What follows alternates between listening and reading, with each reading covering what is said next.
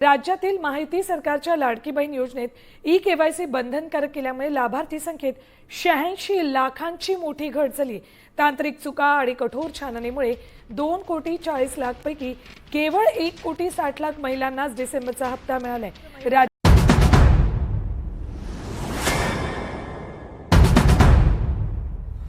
लाडक्या बहिणीच्या संदर्भात एक महत्वाची बातमी आहे की लाडक्या बहिणीला जो काही जानेवारीचा हप्ता मिळणार होता तर तो हप्ता मिळायला लवकरच सुरुवात होणार आहे। यासाठी सरकारकडून 98.45 कोटी रुपयांच्या निधीची तरतूद करण्यात आलेली आहे।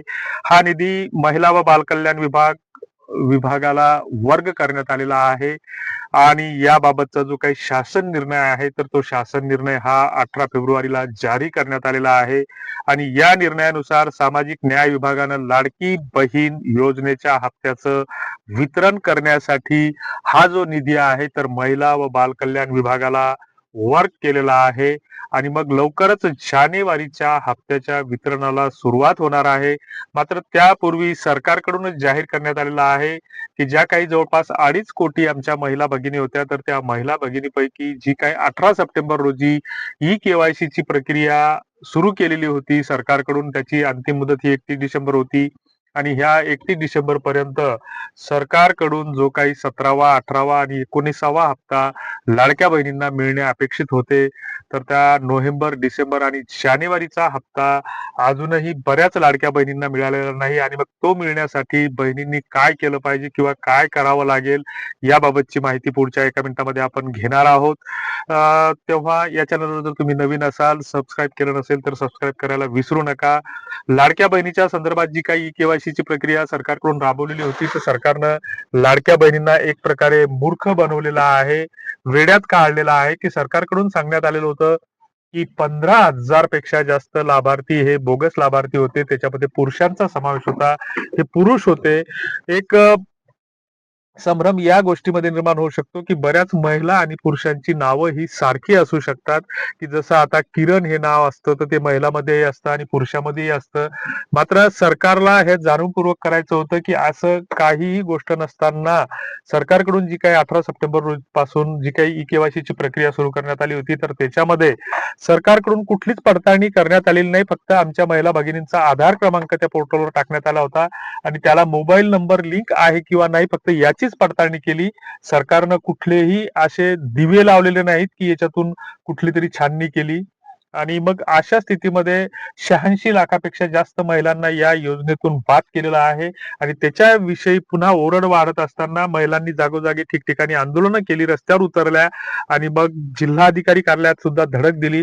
तर अशा स्थितीमध्ये पुन्हा ई-केवायसी ची मुदत ही 31 मार्च पर्यंत वाढवण्यात आलेली आहे आणि अशा स्थितीमध्ये ज्या काही उरलेल्या 1.5 कोटीच्या आसपास ज्या काही महिला भगिनी आहेत तर त्यांना जानेवारीचा हप्ता हा वितरित करण्याबाबत हालचाली सुरू झालेल्या आहेत आणि त्याच्यासाठी 98 जवळपास 98.5 कोटी रुपयांची तरतूद करण्यात आलेली आहे। या हप्त्याच्या वितरणाला प्रत्यक्ष अजून सुरुवात झालेली नाही, मात्र अनेक महिला भगिनींना जानेवारीचा हप्ता वितरित केला जात असताना नोव्हेंबर आणि डिसेंबरचा हप्ता सुद्धा अद्याप मिळालेला नाही आणि मग यांना 31 मार्च पर्यंतची प्रतीक्षा आहे। तर अशा स्थितीमध्ये या व्हिडिओच्या खाली डिस्क्रिप्शन बॉक्समध्ये आम्ही एक नमुना देत आहोत तक्रार अर्जाचा, त्याच्यावर तुम्हाला तो फक्त एडिट करायचा, कॉपी पेस्ट करा आणि त्याच्यामध्ये तुमचं नाव टाकून तो आयुक्त कार्यालयाकडे ती तक्रार करा की मला माझा हप्ता का मिळाला नाही। कारण भारतीय राज्यघटनेने तुम्हाला आम्हाला अधिकार दिलेला आहे की सरकार जर मला एखाद्या योजनेचा लाभ देत असेल आणि कुठलंही कारण न सांगताना अचानकपणे तो लाभ जर बंद केला जात असेल तर मला ते जाणून घेण्याचा अधिकार आहे की कुठल्या कारणामुळे माझा लाभ हा बंद करण्यात आलेला आहे। मात्र सगळीकडे जिकडे तिकडे अनागोंदी पसरलेली आहे। आम्ही तुम्ही निवडून दिलेले जे काही 288 लोक आहेत तर त्या 288 लोकांची तोंड शिवलेली आहेत की त्यांनी सभागृहामध्ये प्रश्न विचारले पाहिजे की लाडक्या बहिणीच्या ई-केवायसीच्या माध्यमातून तुम्ही नेमकं काय दिव्यत्व साध्य केलं की फक्त आधार आणि मोबाईल नंबर लिंक आहे किंवा नाही याची पडताळणी केली। ते तुम्हाला इतर वेळीही करता आलं असतं, मात्र त्याच्यासाठी 86 लाख बहिणींना वगळण्याचं नेमकं प्रयोजन कारण काय? आणि जे काही 2 प्रश्न विचारले होते की ही केवायसी प्रक्रिया चुकली असा खोटा आरोप सरकारकडून केला जातोय की खोटंच सांगितलं जातंय की ही केवायसी लाडक्या बहिणींनी चुकवलेली आहे, तर अशी चूक वगैरे काहीच नाहीये। सरकारच्या मनामध्ये फक्त बेमानी आहे आणि याविषयी तुम्ही आम्हीच आता प्रश्न विचारले पाहिजे। तुम्हाला काय वाटतं ते कमेंट बॉक्समध्ये नक्की कळवा। धन्यवाद।